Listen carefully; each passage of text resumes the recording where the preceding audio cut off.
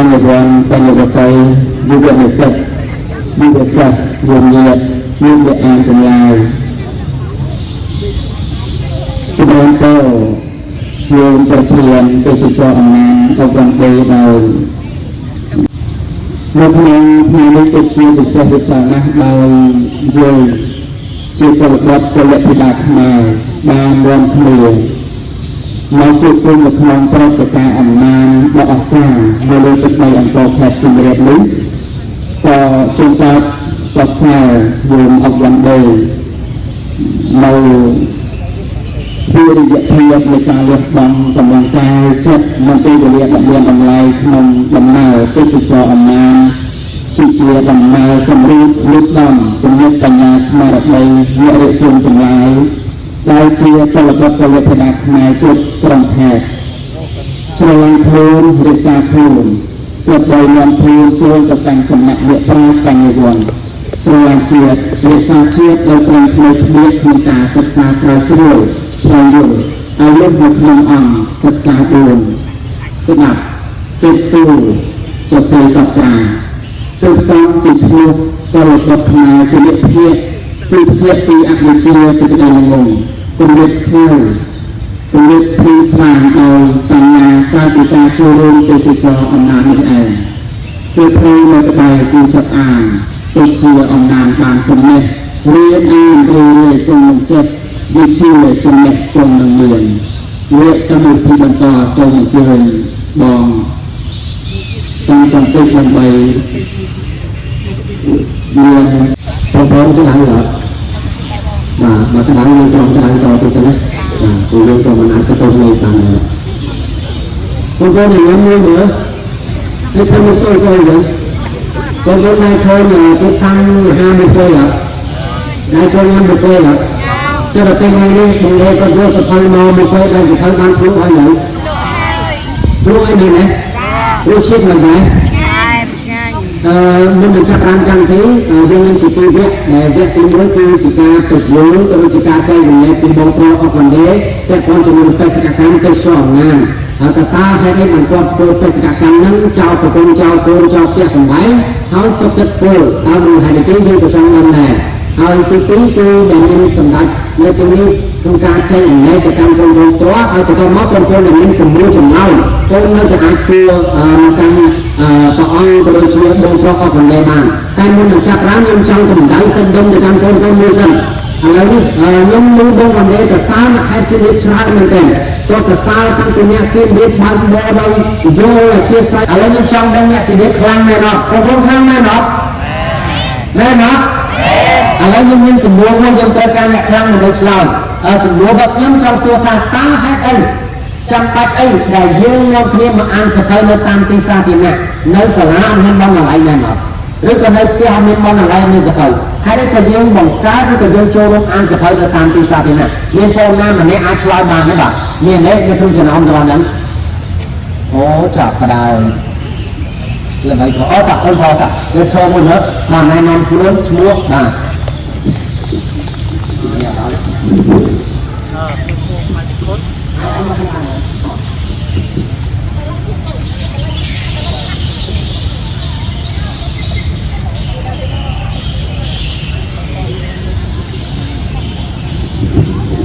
ជំរាបសួរដល់នេះខ្ញុំសូមមកផងថាជាយើងអាចពីផលិតកម្ម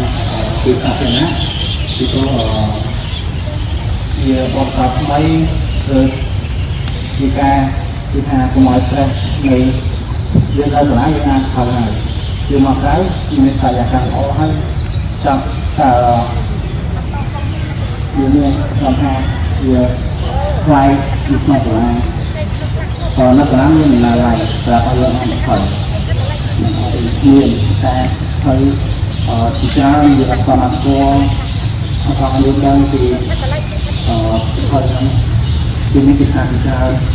យើងវត្តបានយកស្គាល់មកដឹងពីวันមួយគឺវត្តសាស្ត្រគឺភាសាអ៊ីស្រាអែលអរគុណ ออกคนส้มเนี่ยคลาหันมือจุ่มแล้วส้มยังมีสักการะโพธิ์คลังยังอยู่เมื่อเนี่ยสิ่งนี้บอกบางคนนี่นะที่อันชลามาเนี่ยตับส้มเลือดไหลมุ้ย ละฮัน บางคนยังระบายคลังนั่นเนี่ยสิ่งนี้ก็ไม่สลายเลยนะนี่ครับหน้าที่มาให้บางคนหน้าที่มาไหนที่มาติ่งเป้าติ่งเป้าสมคมไหมติ่งบนติ่งเราให้ได้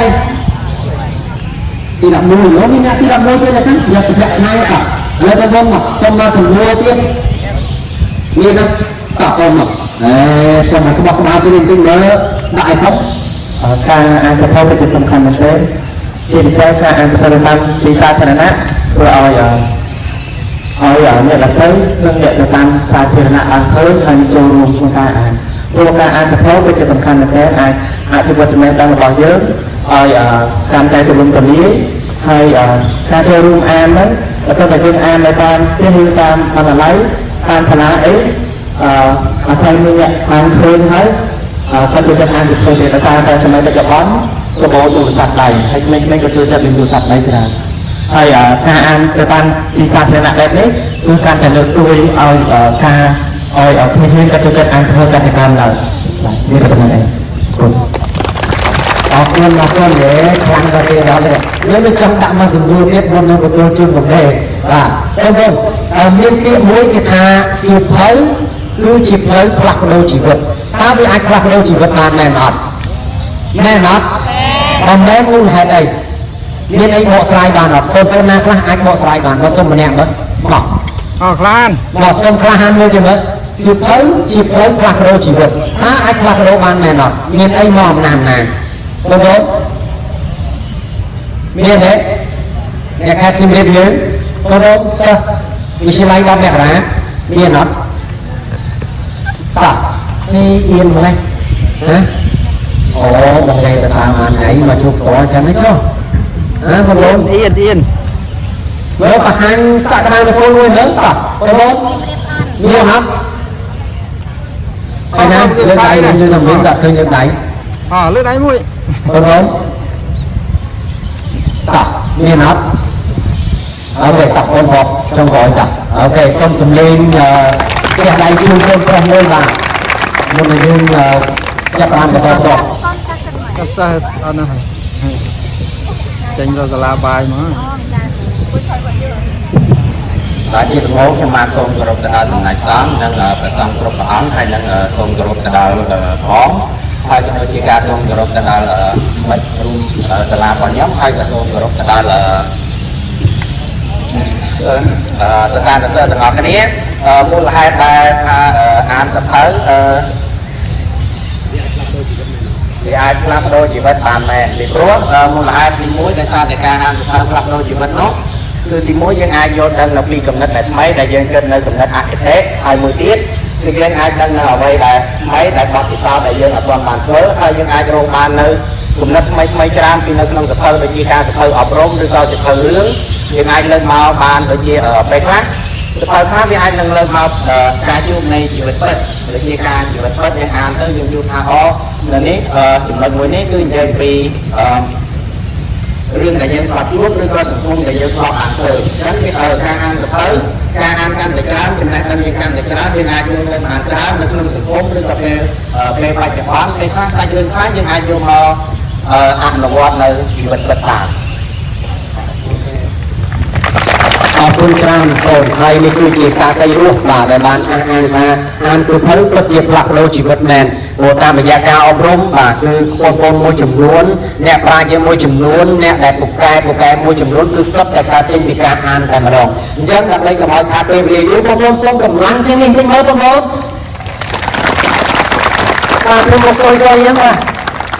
ในการเพลงนี่รู้จักสอบนะนี่ยังโปรโมทอดเลยเห็นอด